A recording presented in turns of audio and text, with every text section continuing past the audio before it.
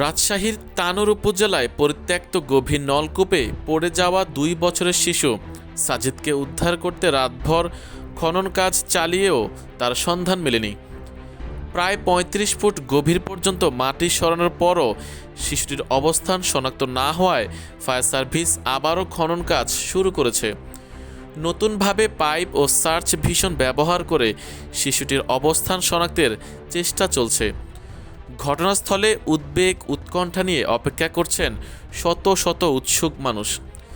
Rajshahi fire service and civil ডিফেন্সের সহকারী পরিচালক দিদারুল আলম বলেন, শিশুটি যে গর্তে পড়ে গেছে তার পাশেই এসকেভেটরের মাধ্যমে ৩৫ ফুট গভীর খনন করা হয়েছে।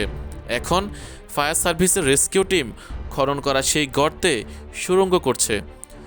সুড়ঙ্গ করার পর ওই গর্তে যদি শিশুটিকে পাওয়া না যায় তাহলে আর খনন করা সম্ভব হবে না।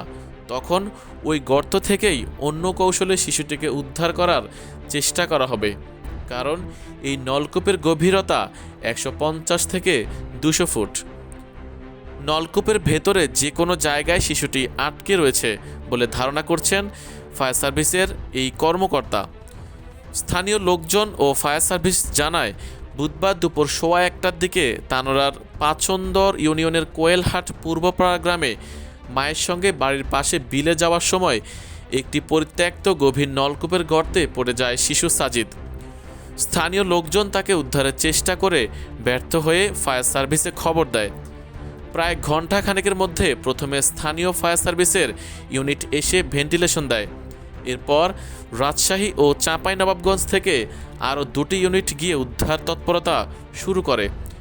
প্রথমে সার্চ ভিশন ক্যামেরার মাধ্যমে গভীর নলকূপের গর্তে শিশুটির অবস্থান বোঝার চেষ্টা করা হয়। ৩৫ ফুট গভীরে শিশুটির অবস্থান না পাওয়ায় পাশেই এসকেভেটর দিয়ে রাতভর খনন কাজ করা হয়।